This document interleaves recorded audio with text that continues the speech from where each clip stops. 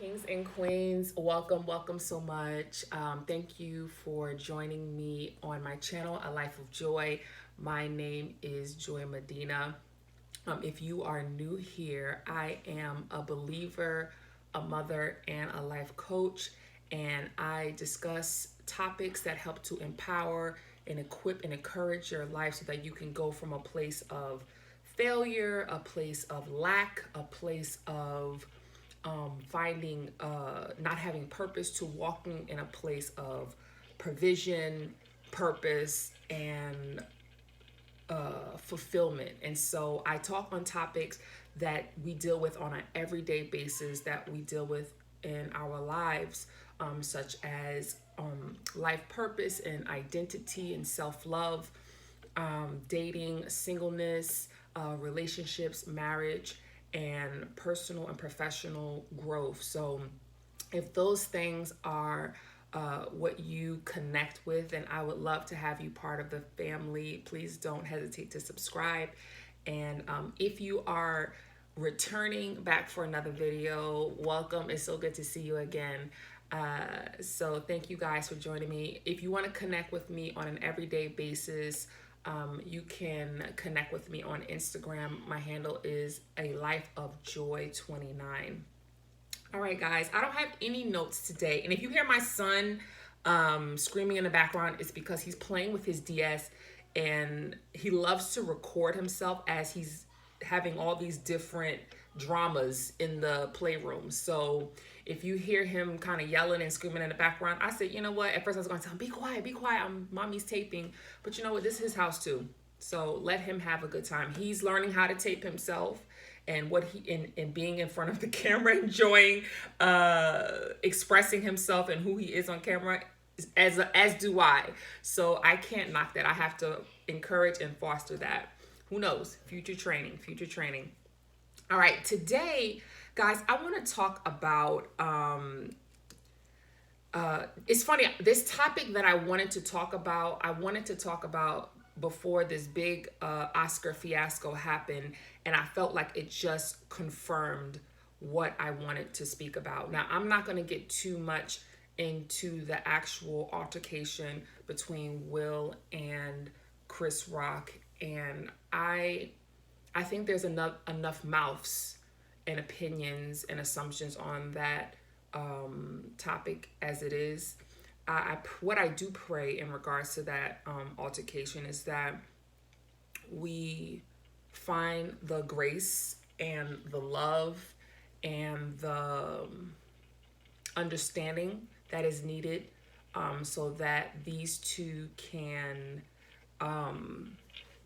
reconcile and make peace with one another. Really, the issue is between those two and God. And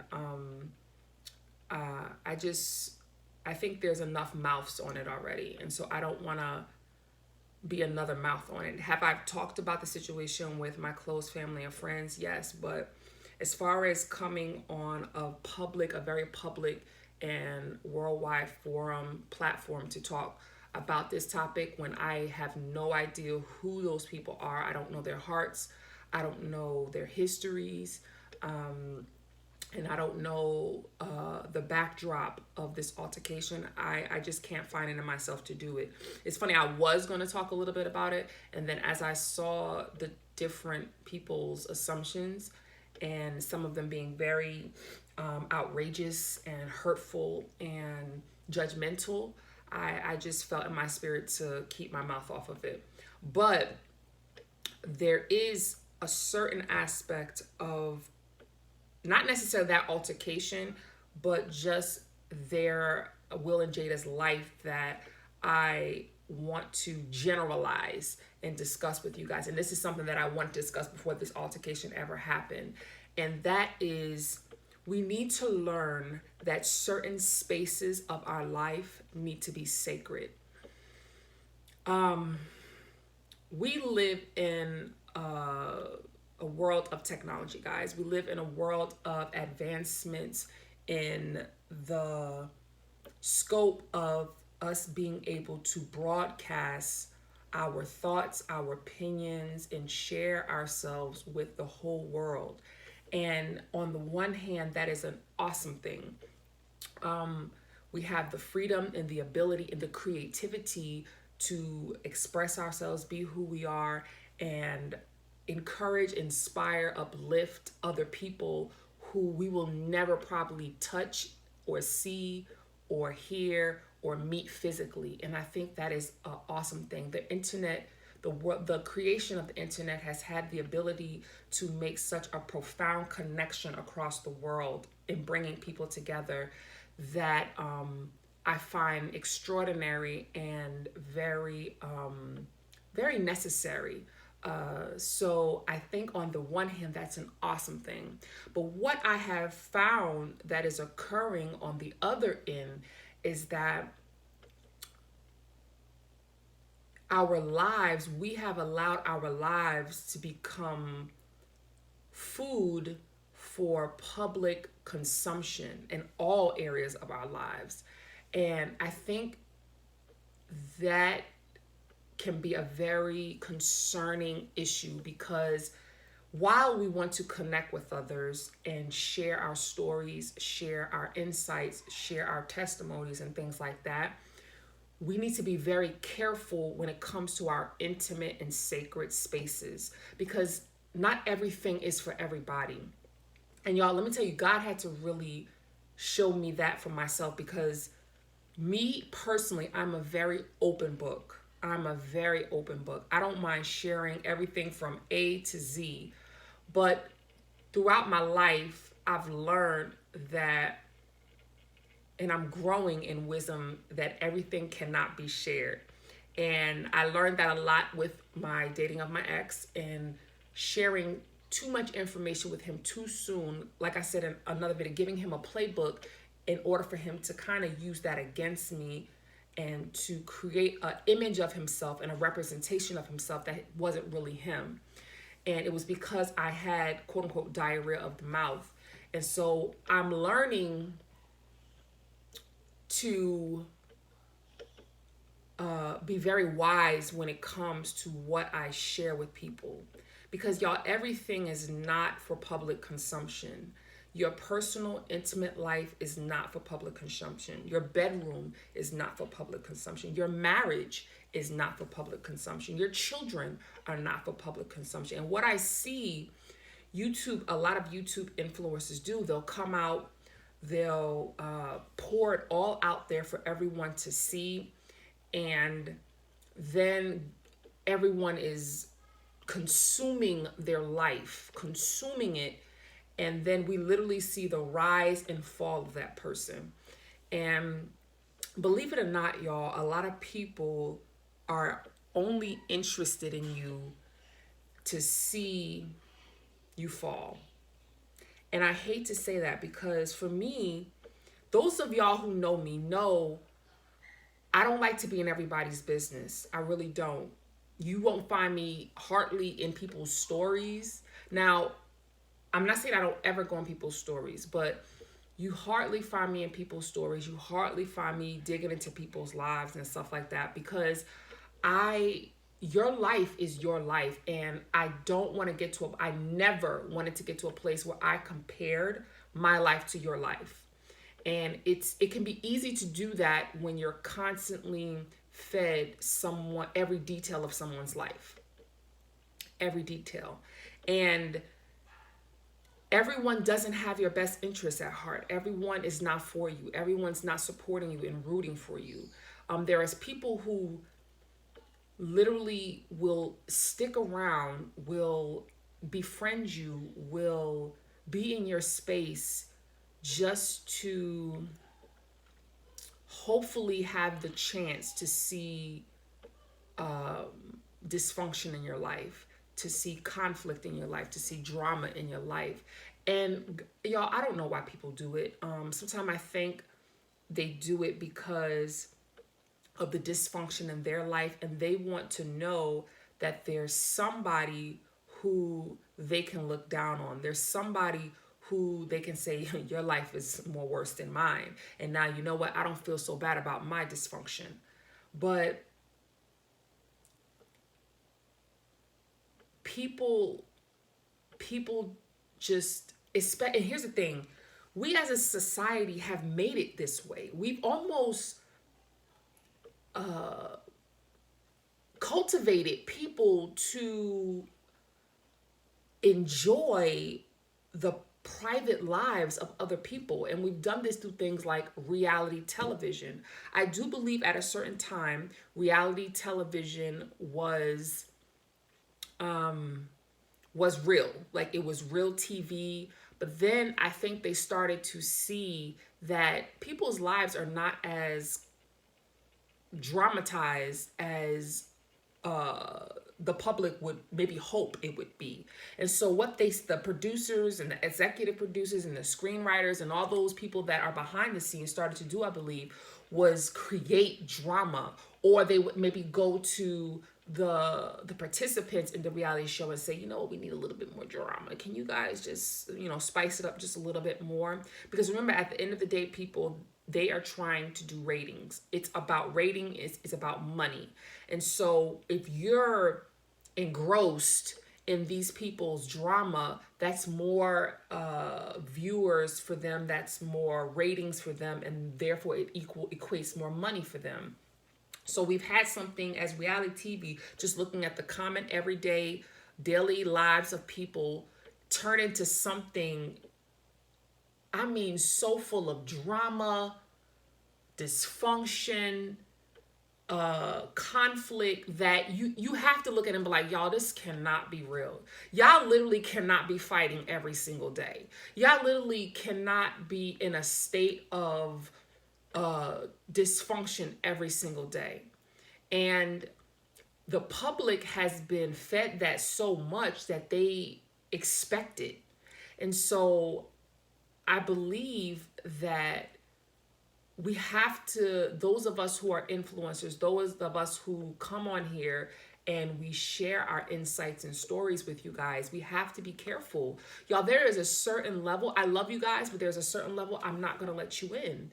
And it doesn't mean because I hate you. It doesn't mean because I don't love you. It means that there are certain spaces of my life that is sacred and that is for me and that is intimate. And I can't have every single person in my business because every single person does not have my best interests at heart. And so if there's any advice that I could give to you, especially those of us who are putting our videos up, those of us who are sharing our stories, sharing our lives, is please, y'all, draw boundaries, draw lines at some point in the sand to let people know this is as far as you will go. Even Jesus, when you look at Jesus's life, he ministered to thousands of people. He touched thousands of lives, but there were only 12 in his circle, a close 12 in his circle. And even if you go even further and more intimate, there was actually 2 he was very intimate with that got to witness his transfiguration on the mountain. And so it shows us that while we can touch many lives, while we can reach out and encourage and uplift and empower many different people, there's only certain people that we need to trust with the deeper and inner parts of ourselves, especially if we as human beings consider ourselves divine and sacred. Think about it. If you are a temple, you do not let everyone into your temple. And say there are different parts of the temple.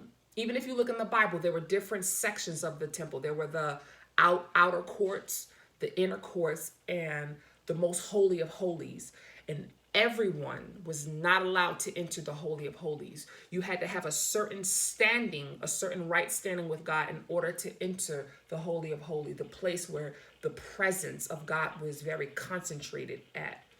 And so I would say, draw boundaries for yourself. You are a sacred human being. You are a divine human being. And everyone is not allowed to enter into the Holy of Holies in your temple. And so you need to have clear boundaries. You need to draw clear marks in the sand. And it doesn't mean you don't love people. It doesn't mean you don't want to minister to people and reach out to people, because you do want to connect, and you do want to connect through similarities of your life with their life. But again, there's certain places and certain boundaries that need to be established, because everyone is not allowed to enter in. And I think if you notice with influence, when they start to open their boundaries and they start to allow all of their life to be on public display, you notice that not soon after their marriage is broken. There's been cheating. They're experiencing depression. They're experiencing burnout and things like that. It's because they're letting too much energy. Think about, if you, for those of you who consider things energy, they're letting too much energy into their space.